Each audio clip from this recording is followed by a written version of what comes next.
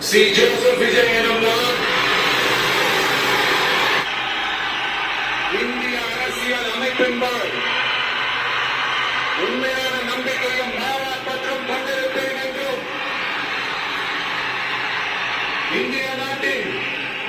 ஒப்பில்லாத